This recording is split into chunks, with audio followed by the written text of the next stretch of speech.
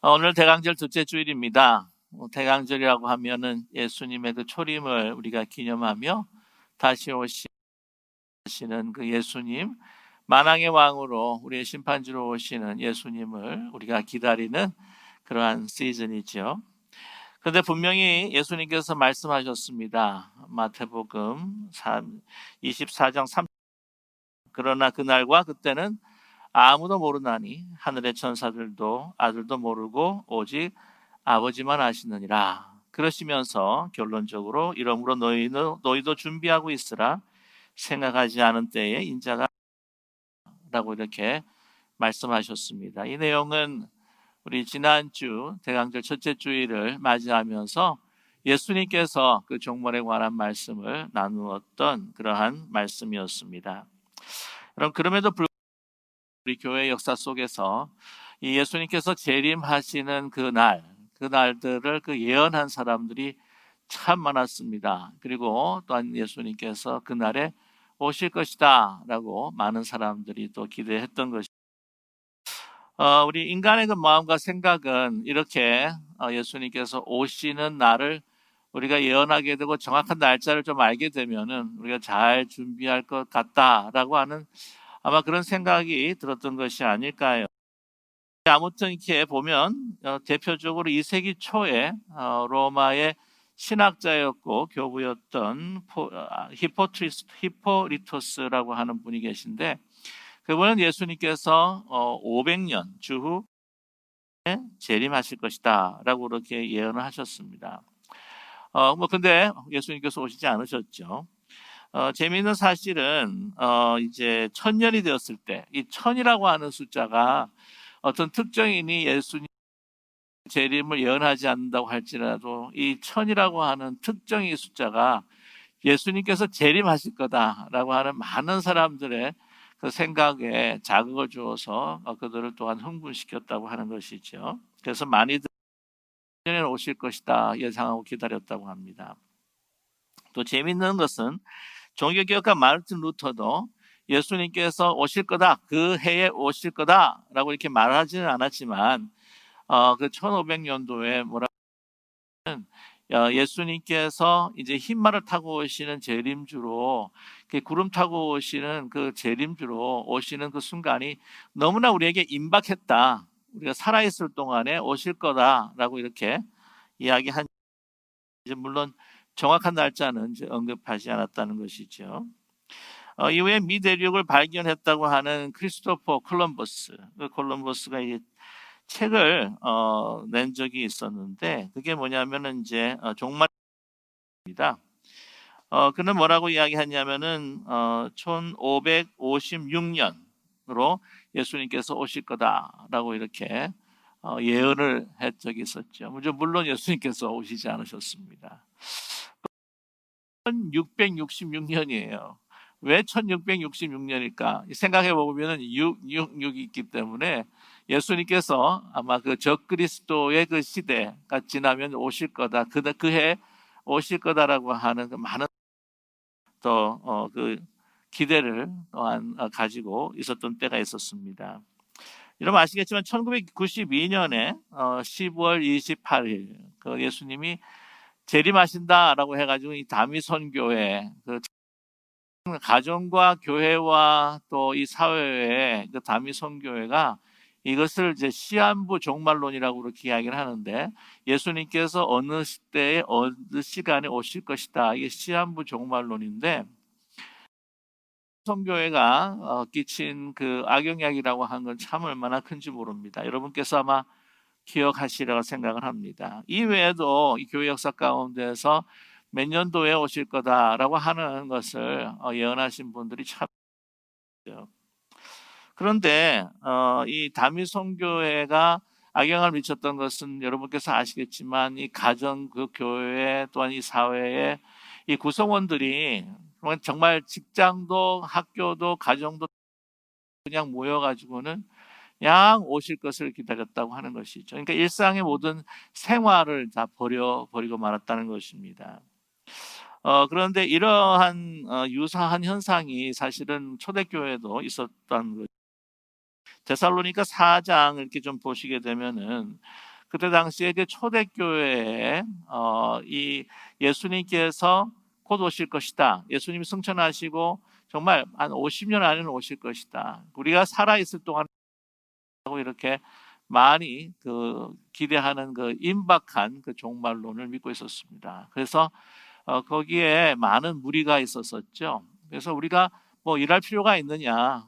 우리 다 모여서 네 것 내 것 없이 말고 있는 것 이게 먹으면서 우리가 이렇게 공동체 생활하면서 그냥 세상을 등지고 이렇게 살면 얼마나 좋겠냐라고 그런 일들이 있었습니다. 그래서 바울 사도가 데살로니가 4장 11절에 하냐면은 또 너희에게 명한 것 같이 조용히 자기 일을 하고 너희 손으로 일하기를 힘쓰라.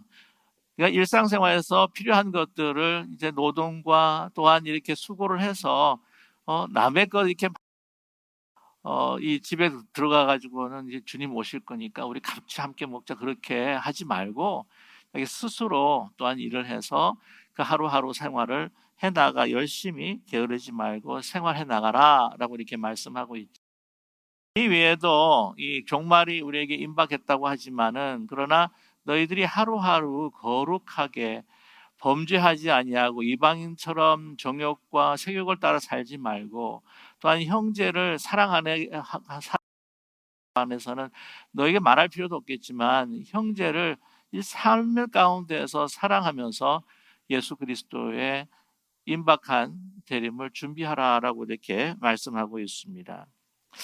그러니까 하나님의 주어진 일상의 생활, 그 사명들을 하루하루 이렇게 나가는 것이 바로 예수 그리스도의 재림을 준비하는 것이다라고 하는 것이죠. 독일의 유명한 개신교 신학자 여러분 잘 아시는 드리트 목사님이 계십니다. 그 히틀러의 그 압제에 대항해서 정말 적 그리스도와 같은 온 그 세계를 전쟁의 포화 속에 그리고 600만 유태인들을 학살하는 그런 정권에 대항했던 분이 바로 디트리 보네퍼 목사님이 아니십니까? 하나님을 대적하는 그러한 나치 정권에 이렇게 저항을 하는데 목숨을 무릅쓰고 이렇게 저항을 합니다. 이 목회자들과 다른 성도들에게도 우리가 함께 이 일에 동참합시다라고 이렇게 또한 요청을 했던 것이죠. 그런데 독일 그리스도인들 그 여러 그룹들과 또 여러 이제 목회자들이 보네포 목사님에게 뭐라고 이야기하냐면 우리도 나치 정권이 그리고 히틀러가 바로 하나님을 대적하는 적 그리스도라고 하는 것을 우리가 알고 있다. 그렇기 때문에 이제 예수님께서 곧 재림하실 거다. 예수님께서 곧 재림하셔서 이 모든 세계를 다 이렇게 심판하실 터인데 지금 당신이 이렇게 위험과 목숨을 무릅쓰고 이렇게 일할 필요가 꼭 그냥 가만히 있어도 되지 않겠느냐 이렇게 목숨을 위협받으면서 어떤 위험을 무릅쓰고 하는 이 모든 일들이 예수님 재림하시면은 다 뭐 허사가 될 텐데 왜 그러느냐라고 이렇게 입니다. 그랬을 때 보네포 목사님 말씀하시죠. 예수님이 내일 오시면 내일 제가 저에게 주어진 이 모든 수고로에서부터 쉼을 얻게 될 것입니다. 하지만 오늘 하나님이 그 해야 할 일, 오늘 나에게 주어진 그 사명을 저는 마치려고 살고 있습니다. 그 일이 마칠 때까지 저는 오늘도 계속 일해야만 합니다. 이야기를 했다는 것이죠. 역사 가운데에 하나님의 그 일을 큰 일들을 우리가 감당하면서 또 살아갈 수도 있겠지만 우리가 보기에 너무나도 작은 일이라고 하지만 그래도 하나님 앞에 소중한 나에게 주어진 자그마한 일상의 생활들이 있다고 하는 것이죠. 그런 일들을 계속할 때에 우리는 바로 심판주로 오시는 예수님을 우리가 준비하게 만날 수 있도록 것입니다. 오늘 본문의 말씀, 이 본문의 말씀은요, 우리가 구체적으로 살아갈 때에 어떻게 주님께서 재림하시는 그 재림을 우리가 준비할 수 있을 것인가라고 하는 구체적인 가르침을 우리에게 주고 계십니다. 예수님의 그 재림에 관한 말씀, 이제 그 세상이 어두워지고 정말 모든 환난과 또 여러 가지 재앙들로 인한 이 예수님께서 이제 재림을 자림하실 것이다라고 이렇게 말씀하시고 난 다음에 예수님께서 25장에서 이 종말에 대한 이 종말의 역사적인 사건을 24절에서 24장에서 우리가 이 종말을 어떻게 맞을 것인가 하는 그 비유적인 사건이라고 이야기할 수 있죠. 비유적인 사건을 마태복음 25장에서 말씀해 주고 있습니다. 거기에 여러분이 너무나도 잘 알고 계시는 세 가지의 거기에 담겨 있습니다.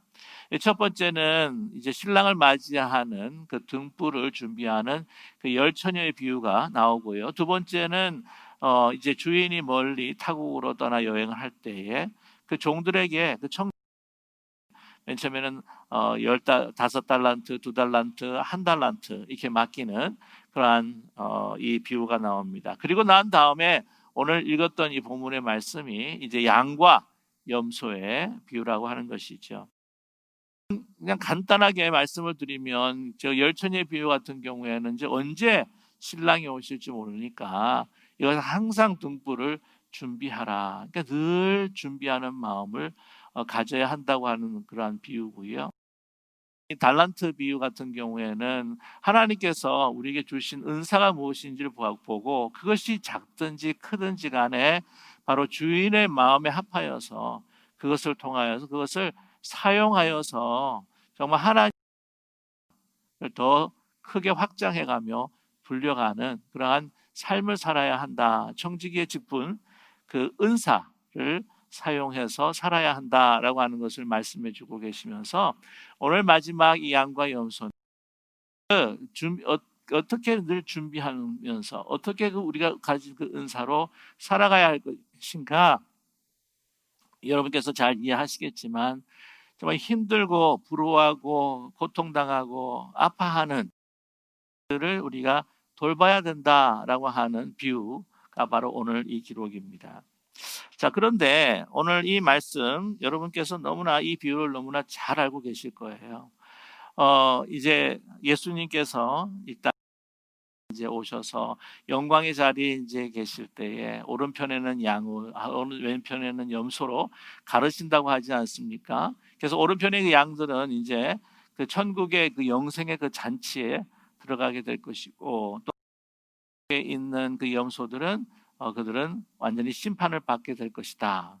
그래서 이 양 쪽에 있는 이들에게 내가 정말 굶주렸을 때 먹을 거 주었고 목마를 때 마시게 또한 내가 나그네 되었을 때 영접하였고 내가 헐벗었을 때 입을 것을 주었고 또한 이런 병들었을 때 돌봐주었고 옥에 갇혔을 때 찾아봐 주었다. 그랬더니 내가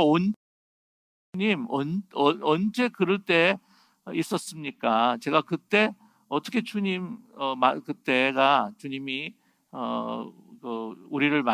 저희가 주님을 배웠습니까? 그러니까 이런 작은 지극히 사람에게 해준 것이 바로 나에게 한 것이다. You did it to me. You do it to me라고 하는 그러한 말씀을 하고 계시지 않습니까?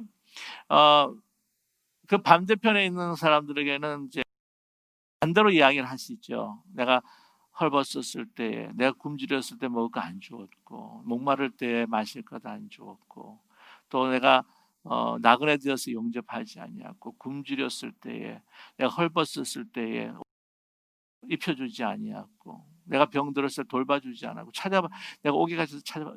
아니, 주님 그때 그 주님을 그런 상황에 배웠더라면 내가 왜 그렇게 하지 않았겠습니까? 예수님께서는 거의 하시잖아요. 지극히 작은 자에게 하지 않은 것이 바로 나에게 하지 않은 것이다 라고 하는 비유로 말씀합니다. 이 말씀을 사실 전하기가 저 자신에도 그렇고 우리 성도님께도 사실은 많이 큰 합니다. 이 비유를 이제 딱 듣게 되게 되면은요, 어떤 생각부터 나냐면, 나는 양일까? 나는 염소일까? 라고 하는 생각을 하게 되고, 그렇다면 내가 이제 천국에 갈 수 있을까? 아니면 영원히 심판받게 될 수, 라는 생각을 갖게 됩니다.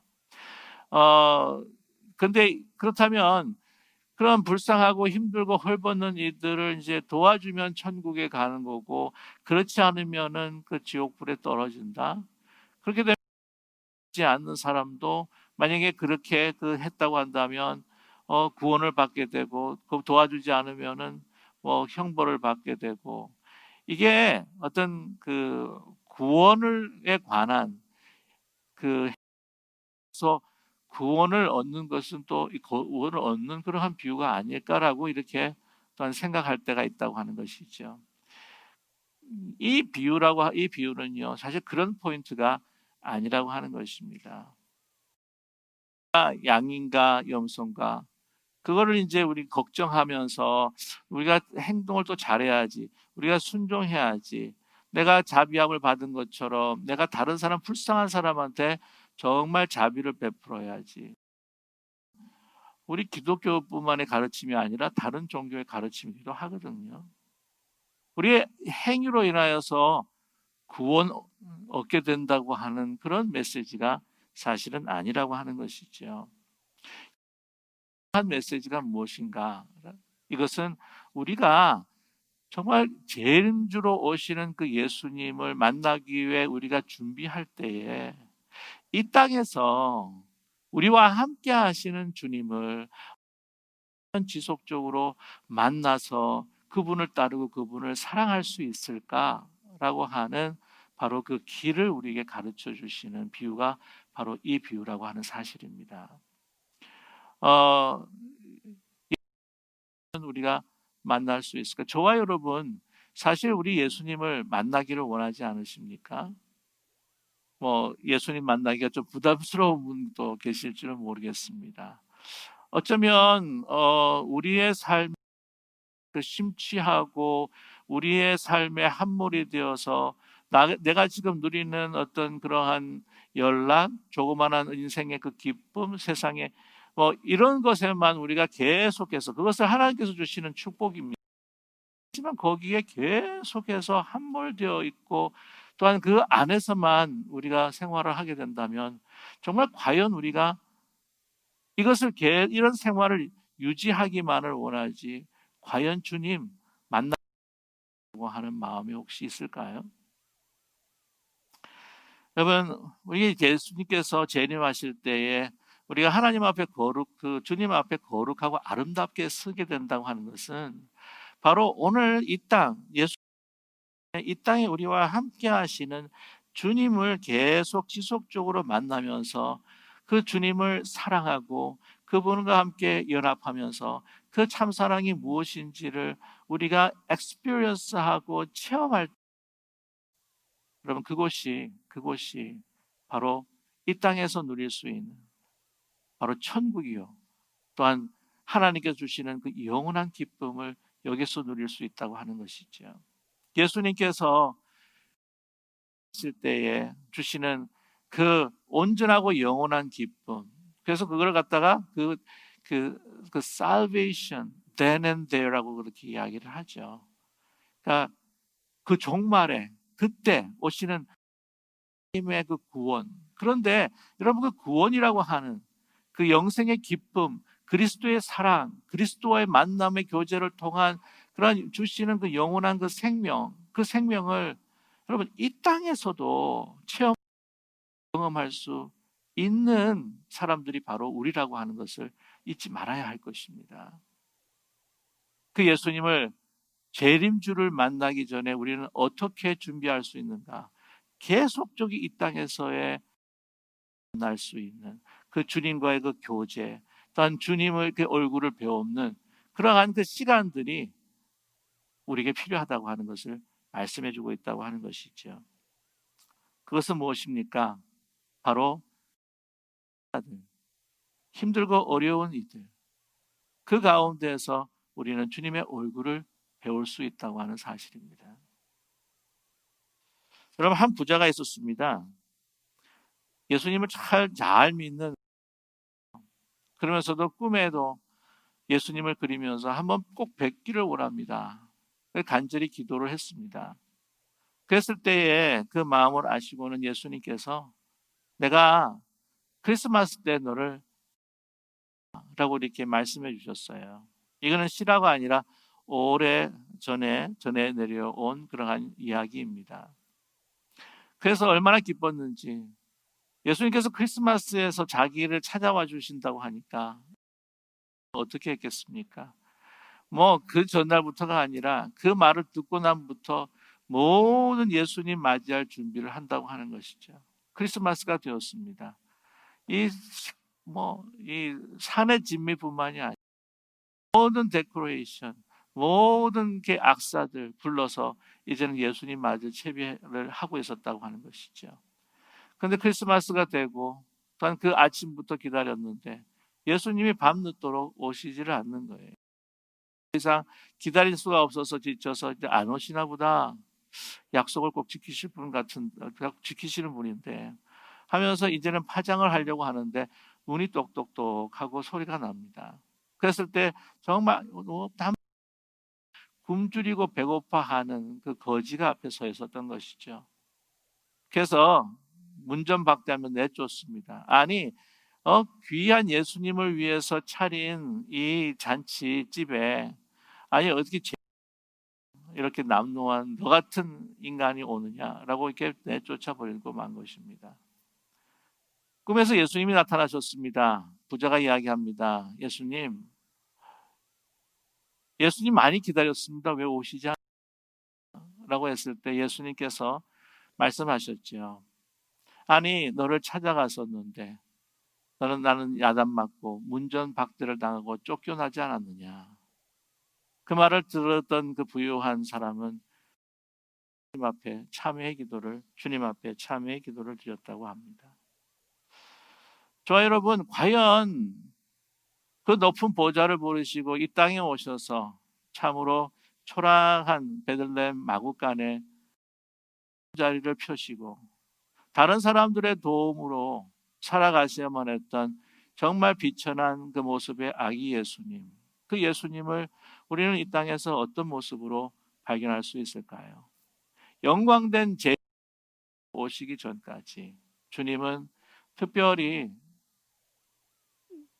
비천한 그 자리에 연약한 인간의 그 모습에서 그 아기의 모습에서 우리가 발견할 수 있는 것처럼 고통당하고 힘들고 어려운 이들의 그 모습 속에서 우리는 주님을 발견하게 된다고 하는 사실입니다.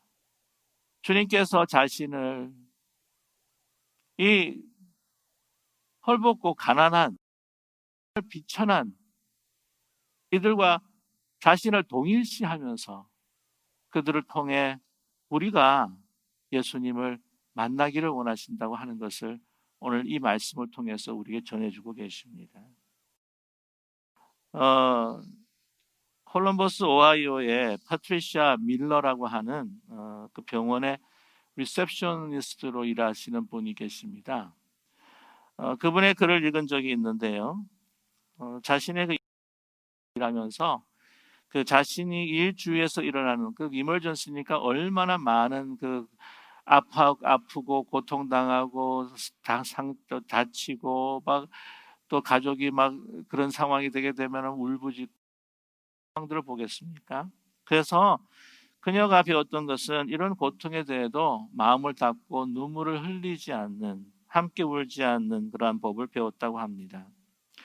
매일 병원에 드나드는 그 아픈 사람들에 대해서 careless of heart, 이 마음에, 이 심장에 굳은 살을 만들기 시작했다고 하는 것이죠.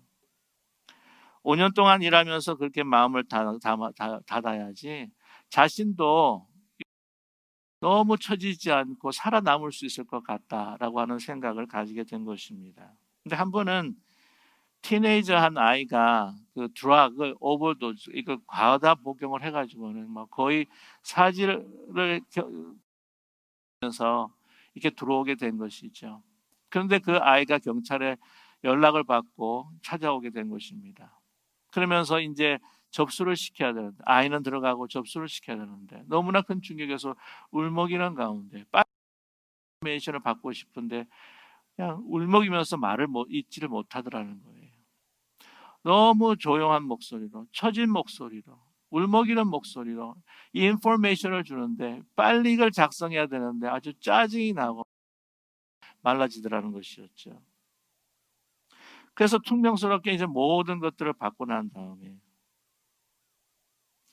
프린트를 하고 카드를 만들기 위해서 카피 머신으로 가서 카피 머신을 누르려고 하는데 주님께서 마음속에 그 귓가에 말씀해 주시더라는 거죠. 하나님께서 자신을 멈추시면서, 주님께서 자신을 멈추시면서 명백한 마음속에 들려주셨다고 합니다. 얘야, 왜 그 엄마를 제대로 쳐다보지 않았니? 한 번이라도 그녀를 제대로 바라보았다면 볼 수 있었을 텐데. 그때 바로 그녀가 그 목소리를 듣고 흐느끼기 시작합니다. 그러면서 돌아가서 흐느끼는 엄마의 손을 붙들고 포기하지 마세요. 희망을 버리지 마세요. 하나님께서 당신을 사랑합니다. 근데 엄마는 그 참고 있었던 그 퍽 하고 쏟아내면서 펑펑 울기 시작합니다. 그리고 그 엄마에게 아무런 감정 없이 대했던, 냉정했던 자신의 모습이 너무나, 그러나 그 엄마는 그녀의 손을 잡으면서 고맙습니다. 정말 고맙습니다.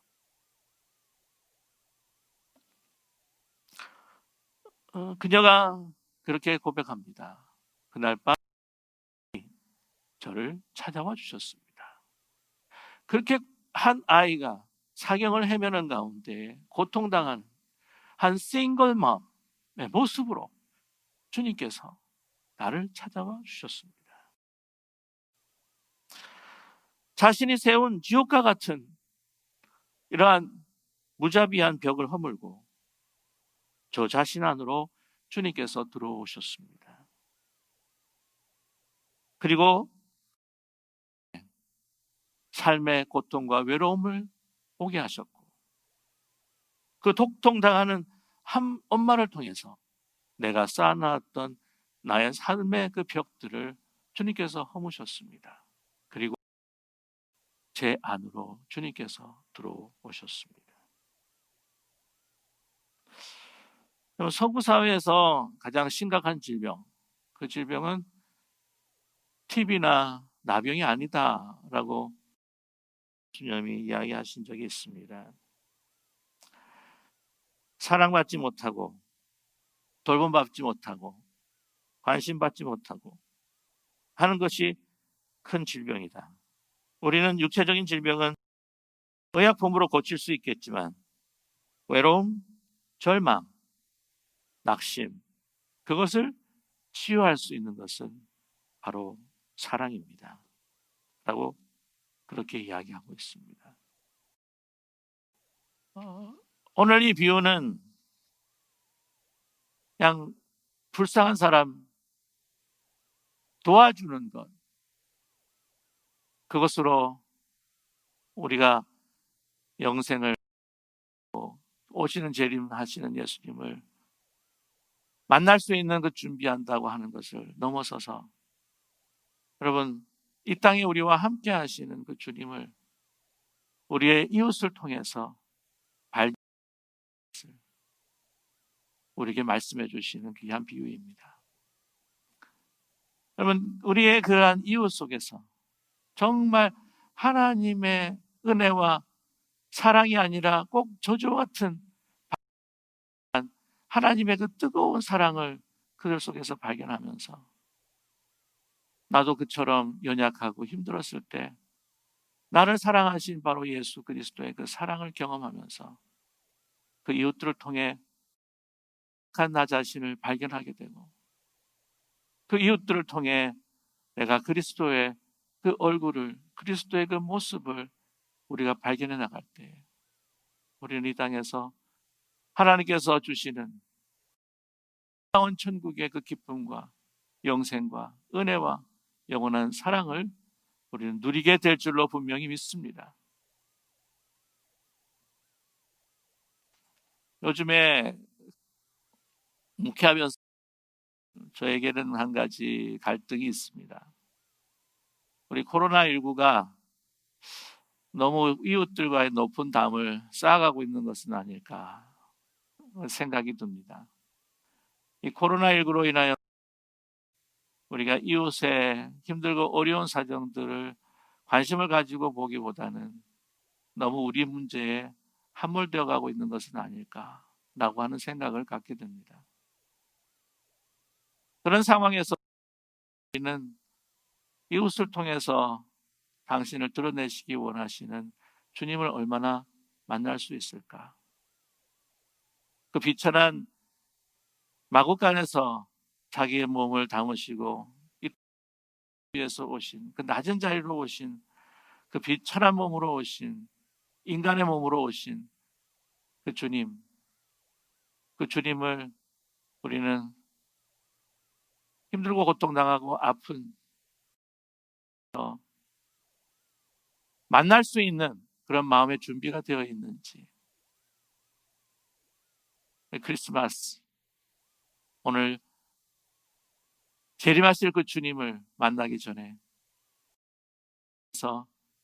주님을 만나고 함께 그 사랑을 나눌 수 있는 이 크리스마스가 되시기를 주님의 이름으로 간절히 축원합니다. 기도하겠습니다.